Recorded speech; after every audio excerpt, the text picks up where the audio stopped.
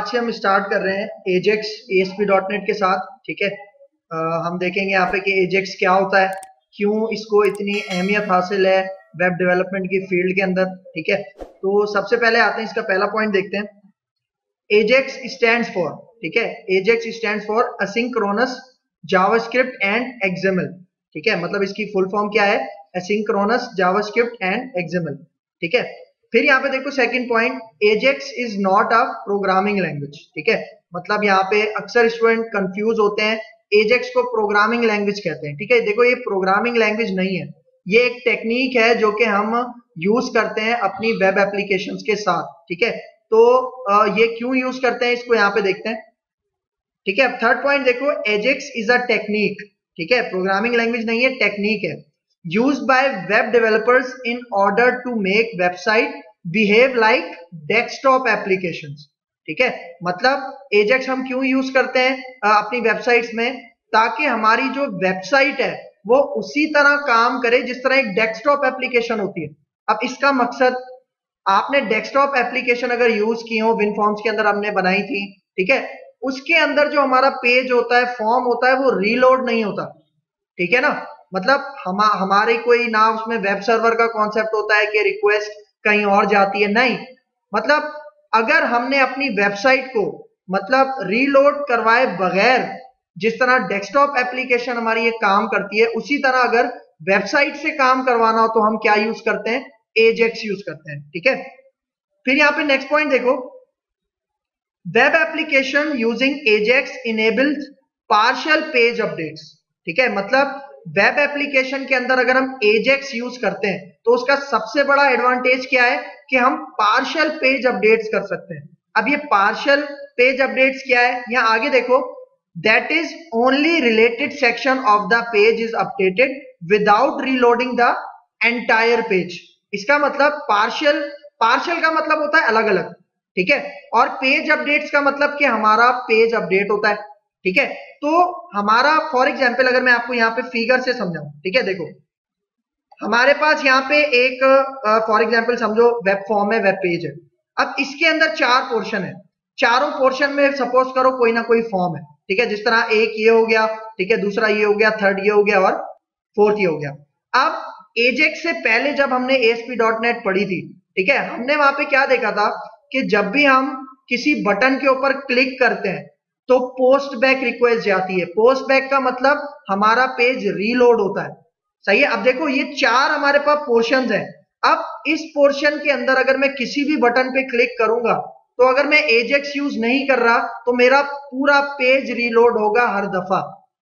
सही है, लेकिन अगर मैं एजेक्स यूज करता हूं, अब फॉर एग्जांपल मैंने एजेक्स अप्लाई की हुई है इन चारों के ऊपर, तो अगर मेरे पास ये जो पोर्शन है पहला वाला, अगर मैं यहां पे सबमिट क्लिक करूंगा, सबमिट के बटन पे, तो सिर्फ यही पोर्शन अपडेट होगा, यही पोर्शन रीलोड होगा, हमारा पूरा वेब पेज, पूरा वेब फॉर्म रीलोड नहीं होगा।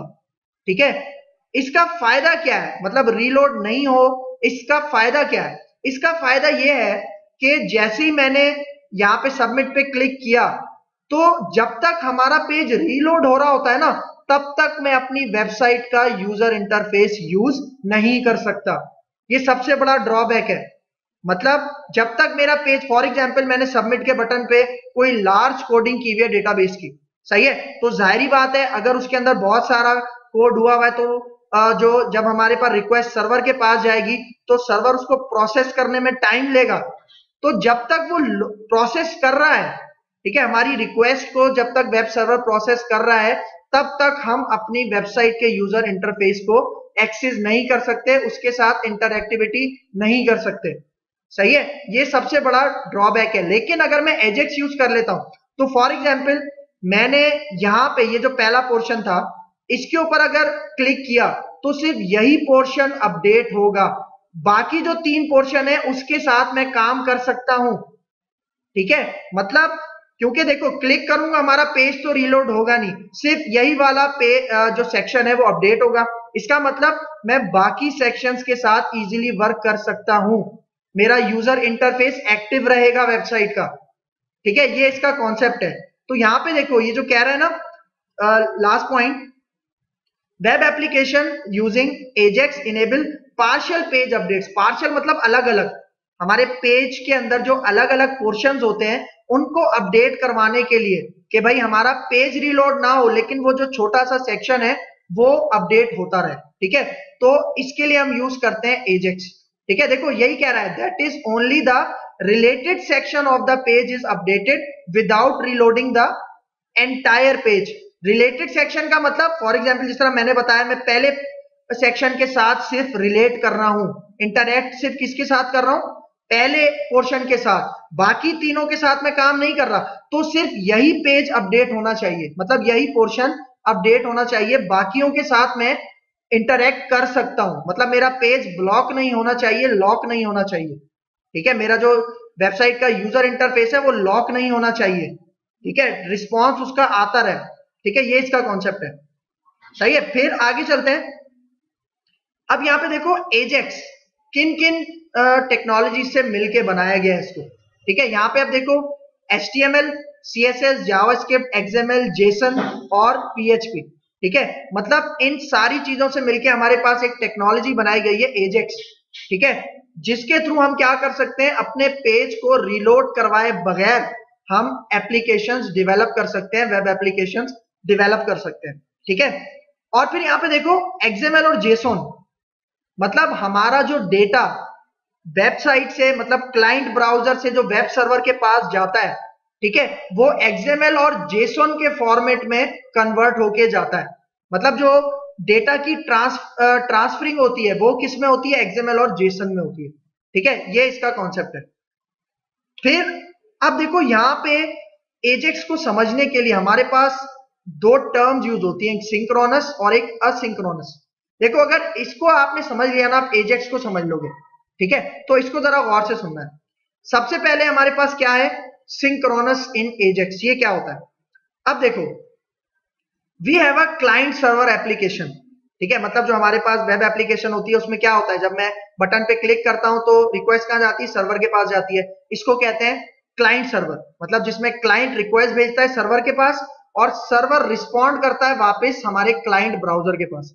ठीक है, ये होती है simple client server application. And in that application we have a button on a form, मतलब हमारे पास एक क्लाइंट सर्वर एप्लीकेशन है जिसमें हमारे पास एक फॉर्म है और उसके अंदर क्या है, एक बटन है। ठीक है, and let's say button event handler takes 10 second to run. ठीक है, for example button event handler में किसे कह रहा हूं, जो हमारा कोड होता है ना, बटन का जो इवेंट जब हम जनरेट करते हैं उसका जो हम कोड लिखते हैं उसको इवेंट हैंडलर कहा जाता है। तो वो जो इवेंट हैंडलर रन हो रहा है, सपोज करो कि वो कितने सेकंड्स ले रहा है, 10 सेकंड्स ले रहा है।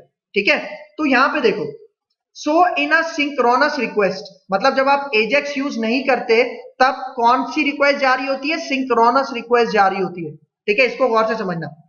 अब देखो, so in asynchronous request when we click the button, request is send to the server and server takes 10 seconds to processing that request.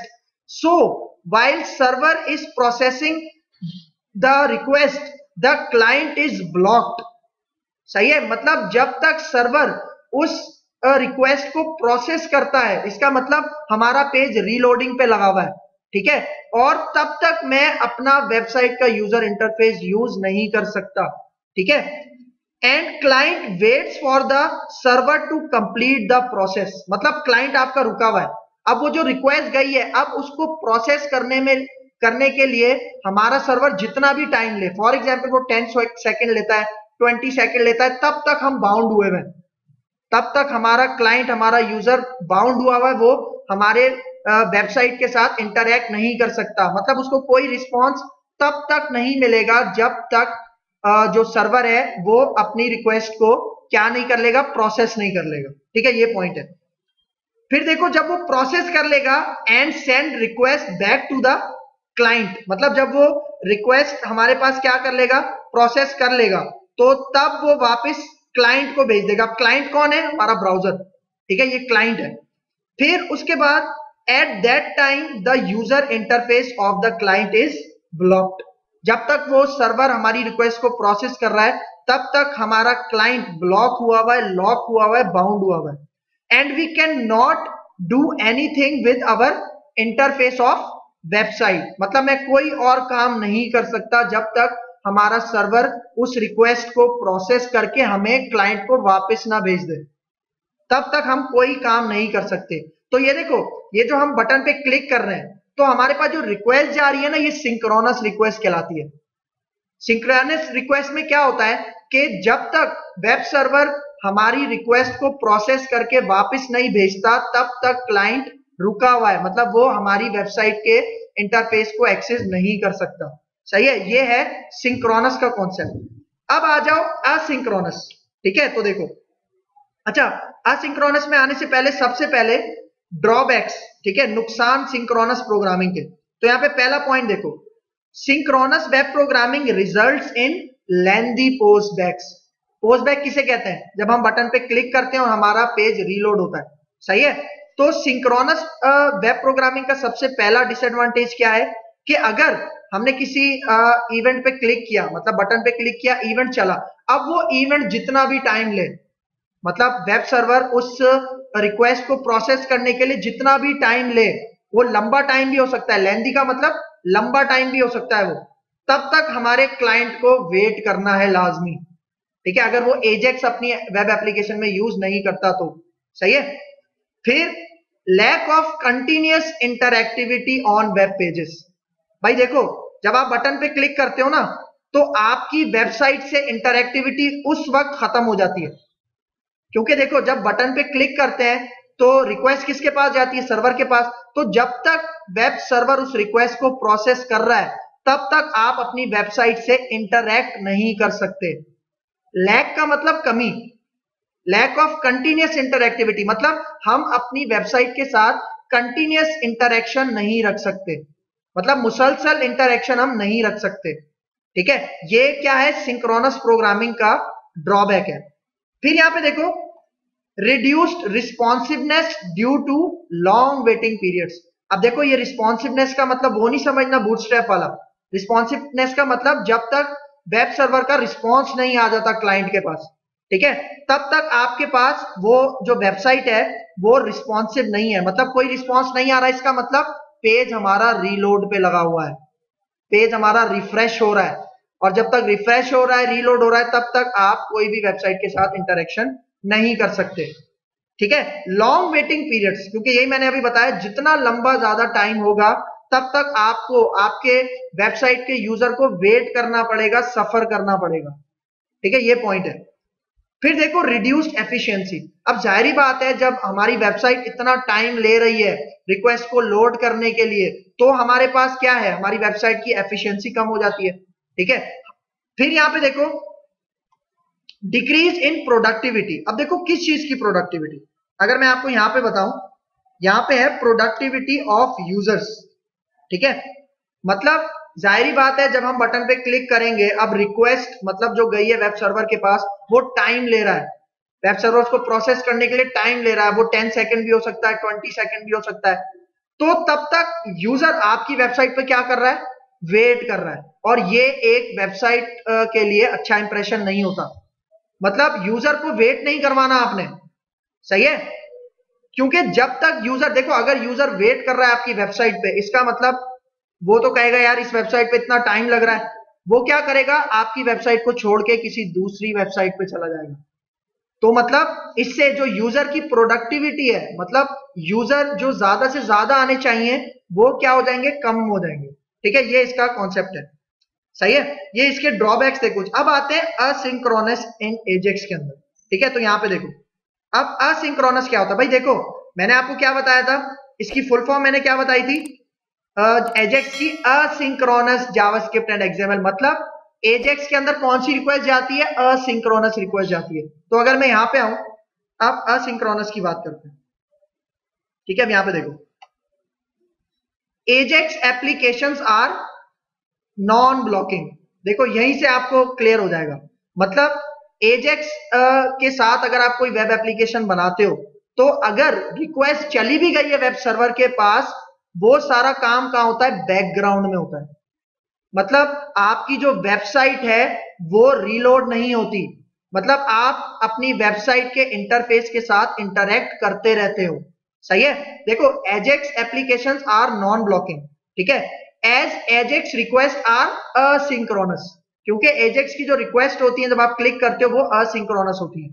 तो यहां पे देखो, यहां पे क्या कह रहा है, the user doesn't have to wait for the request processing to complete. मतलब आप एजेक्स को यूज करते हुए अगर किसी बटन के ऊपर क्लिक कर रहे हो तो वो जो रिक्वेस्ट वेब सर्वर के पास जाएगी ना, वो बैकग्राउंड में जाएगी, बैक एंड पे जाएगी, आपका पेज रीलोड नहीं होगा, ठीक है। मतलब जो रिक्वेस्ट को वेब सर्वर प्रोसेस कर रहा होगा ना, वो बैकग्राउंड पे कर रहा होगा, वो आपके पेज को रीलोड करके नहीं करेगा ये काम, सही है। क्योंकि इससे फायदा क्या है, क्योंकि पेज रीलोड होगा तो यूजर हमारी वेबसाइट से थोड़ी देर के लिए इंटरएक्टिविटी खत्म हो जाएगी उसकी, सही है। लेकिन अगर आप एजेक्स यूज कर रहे हो तो जो रिक्वेस्ट जा रही है वेब सर्वर पे वो बैकग्राउंड में जा रही है, मतलब एक बंदा है जो उस बैकग्राउंड में उस चीज को हैंडल कर रहा है, एक चीज है जो बैकग्राउंड में उस चीज को हैंडल कर रही है, ठीक है, उस रिक्वेस्ट को प्रोसेस कर रही है, ठीक है। तो इससे क्या होगा, जैसे ही वो प्रोसेस कर लेगी आपका रिजल्ट आपके पेज के ऊपर डिस्प्ले हो जाएगा बगैर पेज रीलोड हुए, सही है।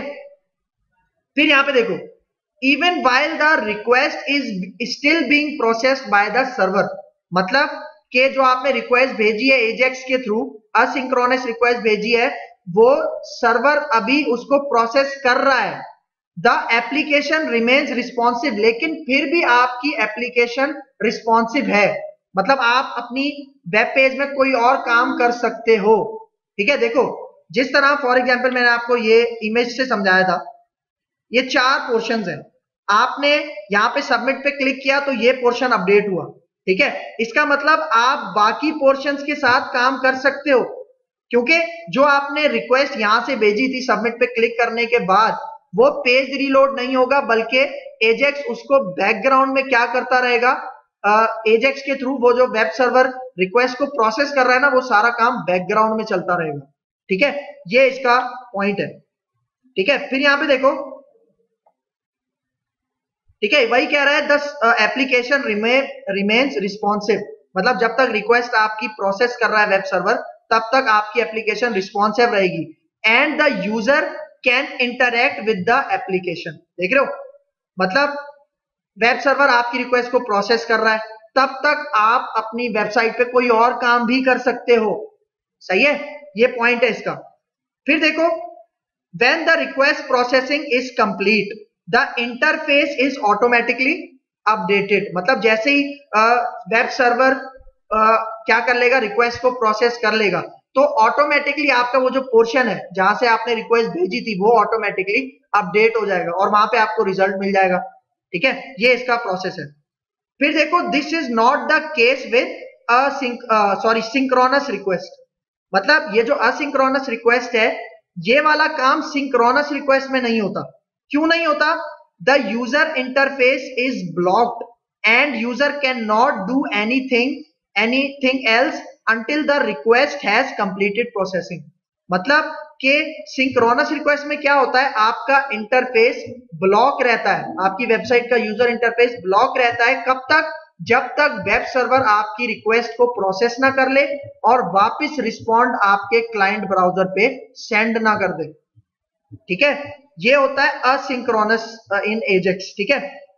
फिर यहां पे देखो, asynchronous means that we are exchanging data to और फ्रॉम द सर्वर, मतलब असिंक्रोनस का यहां पे मतलब क्या है कि हम डेटा को वेब सर्वर पे सेंड कर रहे हैं और वेब सर्वर से वापस ले रहे हैं in the background without having to refresh the page, मतलब हम डेटा सेंड कर रहे हैं वेब सर्वर पे और वेब सर्वर से डेटा वापस हमारी क्लाइंट ब्राउजर पे आ रहा है और ये सारा काम कहां हो रहा है, बैकग्राउंड में हो रहा है, क्योंकि इस काम को करने के लिए हमारे पास एजेक्स है, ठीक है, और अगर एजेक्स काम कर रहा है तो हमारा पेज रिफ्रेश नहीं होगा, ठीक है, ये इसका मेन कॉन्सेप्ट है। भाई अब देखो, एक बहुत जबरदस्त चीज बताऊं आपको एजेक्स की, एजेक्स आपकी तकरीबन जो बेस्ट वेबसाइट्स है ना, ठीक है, वर्ल्ड में उनमें यूज होती है। फॉर एग्जांपल फेसबुक, आपने कोई पोस्ट किया, ठीक है, कोई स्टेटस पोस्ट किया, नीचे कमेंट आए, ठीक है, अब जो कमेंट आप कर रहे हो आपने कभी नोट किया है कमेंट करते वक्त आपका पेज रिलोड होता है? नहीं होता। आप उस कमेंट को लाइक कर रहे हो, कोई रिएक्ट दे रहे हो, तब भी आपके पास पेज रिलोड नहीं होता। क्योंकि कहने को तो आप लाइक पे बटन पे क्लिक करते हो तो इवेंट चलता है ना, लेकिन वो इवेंट एजेक्स के थ्रू चल रहा है, तभी आपके पास पेज रिलोड नहीं हो रहा और आपके पास कमेंट आपका ऐड हो जाता है, डिलीट हो जाता है, आप लाइक कर सकते हो, ये सारी चीजें। ठीक है, इसलिए बहुत ज्यादा इंपॉर्टेंस है आपके पास एजेक्स की वेब डेवलपमेंट की फील्ड में। ठीक है, फिर आगे चलते हैं। अब देखो मैं आपको थोड़ा ग्राफिकली इसको समझाता हूं। सिंक्रोनस की बात कर रहा हूं, ठीक है, असिंक्रोनस की नहीं, सिंक्रोनस की बात कर रहा हूं ग्राफिकल से। ठीक है, तो ये देखो स्टैंडर्ड क्लाइंट सर्वर एप्लीकेशन में क्या होता है, यहाँ पे जो क्लाइंट है, जो पीसी यूज कर रहा है, उसमें ब्राउजर है, वो कोई बटन पे क्लिक करता है तो रिक्वेस्ट कहां जाती है? वेब सर्वर के पास जाती है। जिस तरह हमारे पास ASP.NET में हम IIS वेब सर्वर पढ़ रहे हैं, PHP में हम यूज करते हैं for example XAMPP web server use करते हैं। ठीक है, तो जब हमारी रिक्वेस्ट सर्वर प्रोसेस करता है, तो प्रोसेस करने के बाद जो भी डेटा है HTML का, CSS का, वो वापस किसको सेंड कर देता है? हमारे क्लाइंट ब्राउजर को सेंड कर देता है। तो देखो यहां से जब रिक्वेस्ट उसने भेज दी, अब रिक्वेस्ट कहां पे आ गई है? हमारे वेब सर्वर के पास। इसका मतलब वेब सर्वर हमारी रिक्वेस्ट को प्रोसेस कर रहा है, और जब तक प्रोसेस कर रहा है तब तक हमारा क्लाइंट वेटिंग स्टेट के अंदर है। वो मतलब कोई भी यहां पे एक्शन परफॉर्म नहीं कर सकता। ठीक है, मतलब वेबसाइट के साथ इंटरएक्टिविटी नहीं कर सकता। कब तक नहीं कर सकता? जब तक सर्वर हमारा उस रिक्वेस्ट को प्रोसेस करके वापस रिस्पॉन्स कहां ना भेज दे? क्लाइंट में ना भेज दे। ठीक है, ये इसका आपके पास क्या है? प्रोसेस है। ठीक है, अब मैं समझाता हूं असिंक्रोनस रिक्वेस्ट। ठीक है, इन एजेक्स। अब देखो, अब यहां पे देखो हमारे पास, देखो ये सर्वर एक ही है। ठीक है, सर्वर एक ही है, लेकिन उसकी मुख्तलिफ क्या है? फॉर्म्स है। ठीक है, तो देखो मैंने आपको बताया था हमारे जो वेब सर्वर है, मतलब वेब सर्वर कह रहा हूं, जो हमारा पेज है, उसके अंदर सपोज करो 4 सेक्शंस हैं, जिस तरह मैंने अभी ऊपर दिखाया था। ठीक है, तो अगर वो फॉर एग्जांपल पहले पोर्शन के साथ क्या करता है, वहां पे सबमिट का बटन क्लिक करता है, तो पहली रिक्वेस्ट कहां जाएगी? वेब सर्वर के पास जाएगी। लेकिन हमारा जो यूजर है वो तब भी इंटरैक्ट कर सकता है हमारी वेबसाइट के साथ, और वो इंटरैक्ट कर सकता है तो हो सकता है वो दूसरे पोर्शन में जाके भी सबमिट पे क्लिक कर दे, तो इसका मतलब दूसरी रिक्वेस्ट चली जाएगी उसी वेब सर्वर के पास। फिर इसी तरह जो तीसरा पोर्शन था हमारे वेब पेज में, अगर वो उसको भी क्लिक कर दे तो इसका मतलब उसकी रिक्वेस्ट भी कहां चली गई? सर्वर के पास चली गई। तो इसका मतलब अब एट अ टाइम कितनी रिक्वेस्ट हमारे पास चल रही है? सपोज करो 3 रिक्वेस्ट चल रही है, कॉन्करेंटली चल रही है। देखो यहाँ पे एक वर्ड यूज हुआ होगा, multiple request are happening concurrently in the same time. मतलब एक ही टाइम पे जो यूजर है, जो क्लाइंट ब्राउजर है, वो कितनी रिक्वेस्ट भेज रहा है? 3 रिक्वेस्ट भेज रहा है, और एट अ टाइम हमारा जो वेब सर्वर है वो उन तीनों रिक्वेस्ट को कॉन्करेंटली क्या कर रहा है? प्रोसेस कर रहा है। मतलब एक साथ, कॉन्करेंटली कहते हैं एक साथ। और फिर कॉन्करेंटली जब वो आपके पास रिक्वेस्ट को प्रोसेस कर लेगा तो कॉन्करेंटली ही वो वापस रिस्पॉन्ड किसको कर देगा? हमारे क्लाइंट ब्राउजर को रिस्पॉन्ड कर देगा। ठीक है, ये इसका क्या है? कॉन्सेप्ट है, ये फायदा है एजेक्स का। ठीक है, अच्छा अब देखो यहाँ पे AJAX enables an application to send and receive only the data that is required. ठीक है, मतलब यहां पे एजेक्स करता क्या है? मैंने आपको बताया कि हमारे पास एक वेब पेज पे 4 पोर्शंस हैं, लेकिन हमने इंटरैक्ट अभी किसके साथ किया है? पहले पोर्शन के साथ। ठीक है, तो वो सिर्फ पहले पोर्शन को ही क्या करेगा? उसका डेटा सेंड करेगा और रिट्रीव करवाएगा वापस। मतलब पूरा पेज हमारा रीलोड नहीं होगा, पूरा पेज वेब सर्वर के पास नहीं जाएगा, बल्कि जो स्पेसिफिक पोर्शन है वही, उसी का डेटा हमारे पास जाएगा वेब सर्वर के पास, और वेब सर्वर से रिसीव वापस कहां होगा?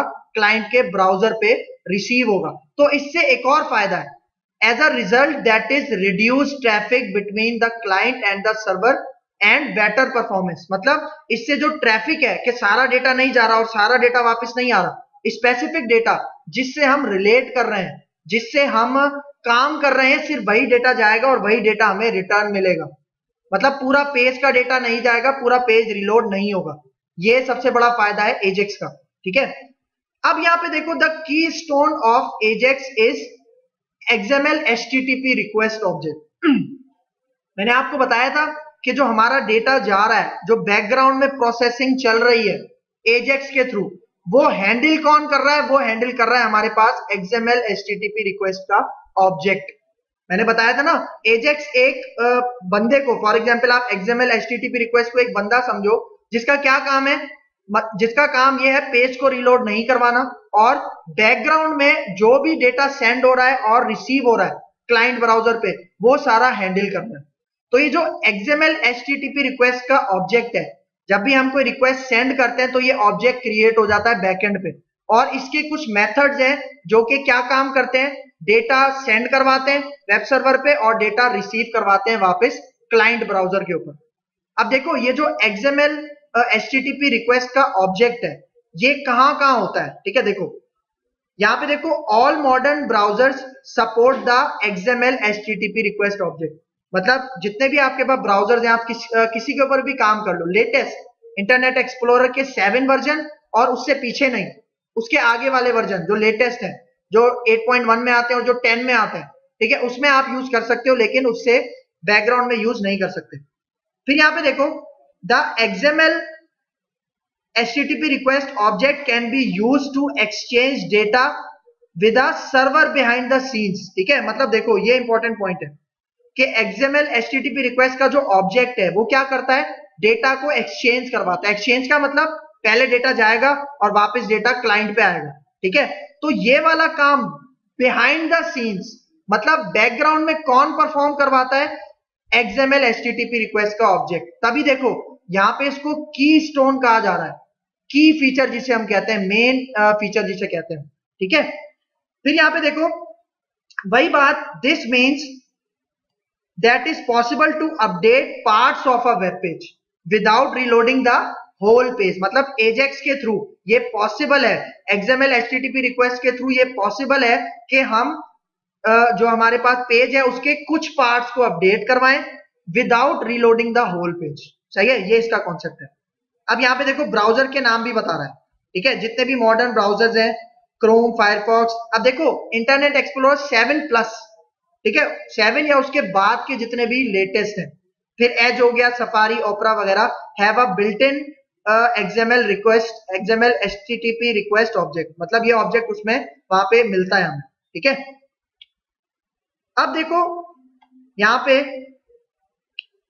XML HTTP request is used by JavaScript for communication with the server side components। मतलब मैंने बताया था Ajax हमारे पास JavaScript से भी मिलके बनी है, तो XML HTTP request is used by JavaScript, ठीक है। JavaScript के थ्रू इसको यूज किया जाता है कम्युनिकेशन के लिए, राब्ते के लिए with the server side components, ठीक है। फिर यहाँ पे देखो, अब वही बात जो मैंने आपको बताई थी, transfers data in the form of plain text like XML और JSON फॉर्मेट। मतलब जो आपके पास रिक्वेस्ट जा रही है, जो डेटा वेब सर्वर पे जा रहा है और वेब सर्वर से वापस आ रहा है, ठीक है, ये जो फॉर्मेशन हो रही है, फॉर्मेटिंग जो हो रही है आपके पास, ठीक है, एक का डेटा ट्रांसफर हो रहा है वेब सर्वर पे, ये आपके पास इसके बीच में जो फॉर्मेट यूज होता है वो कौन सा है, XML और JSON होता है, ठीक है। फिर यहाँ पे देखो, retrieves data from the server asynchronously, ठीक है। मतलब जो डेटा आपके पास वेब सर्वर से वापस क्लाइंट पे आता है, ये भी बैकग्राउंड में आता है, असिंक्रोनसली आता है, ठीक है। मतलब अगर सिंक्रोनस होता तो क्या होता, पेज रीलोड पे लगा हुआ होता, लेकिन असिंक्रोनस है तो मतलब हम अपने वेब पेज के साथ इंटरेक्शन मेंटेन रख सकते हैं, ठीक है, ये कॉन्सेप्ट है। फिर allows web pages to request data from a server using client side code. मतलब ये अलाउ क्या करता है हमारे वेब पेजेस को कि रिक्वेस्ट हम कहां पे सेंड कर सकते हैं, सर्वर पे सेंड कर सकते हैं क्लाइंट साइड कोड को यूज करते हुए, ठीक है। एक पॉइंट इसका ये। फिर provides properties and methods to access the server response. मतलब यहाँ पे जो XML HTTP रिक्वेस्ट है, इसके पास कुछ प्रॉपर्टीज है, मेथड्स हैं, जिस तरह मैंने बताया, जिसके थ्रू हम क्या कर सकते हैं, सर्वर के रिस्पॉन्स को एक्सेस कर सकते हैं, गेट कर सकते हैं अपने क्लाइंट ब्राउजर के ऊपर, सही है। फिर यहाँ पे Ajax improves performance of the page, ठीक है। मतलब एजेक्स क्या करता है, हमारी पेज की, वेबसाइट की परफॉर्मेंस को इंक्रीज करता है, इंप्रूव करता है, by enabling users to carry on with their task after sending a request to the server. मतलब आपने रिक्वेस्ट सेंड कर दी, उसके बावजूद जब तक वेब सर्वर प्रोसेस कर रहा है उस रिक्वेस्ट को, आप क्या कर सकते हो, अपनी वेबसाइट के ऊपर उसके अलावा मजीद और भी काम कर सकते हो। ठीक है, मतलब इंटरेक्शन आपकी मेंटेन रहेगी, वो ब्लॉक नहीं होगी। ये काम होता है सारा एसिंक्रोनस रिक्वेस्ट में और एजेक्स के अंदर। ठीक है, ठीक है, तो ये हमारे पास कॉन्सेप्ट था एजेक्स का। ठीक है, तो अभी इसको आगे जाके हम इंप्लीमेंट करेंगे ASP.NET के साथ। क्लियर है यहां तक?